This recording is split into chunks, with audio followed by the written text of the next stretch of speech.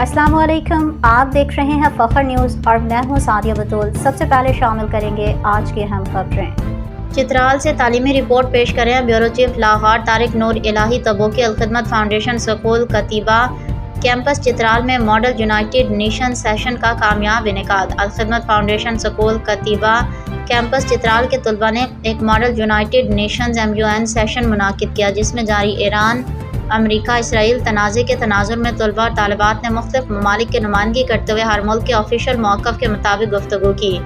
11 ममालिक के नुमाइंदा वफूद के मंदुबैन ने सेशन में शिरकत करते हुए अपने अपने ममालिक के नुक्ता नज़र पेश किए।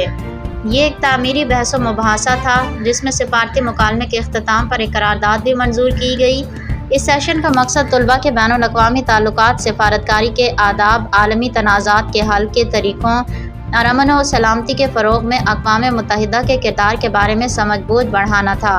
इस सरगर्मी का मकसद तलबा में तनकीदी सोच, तकरीरी सलाहियत, मुज़ाकराती तरीक़ेकार और क़यादत की सलाहियत को फ़रोग़ देना था।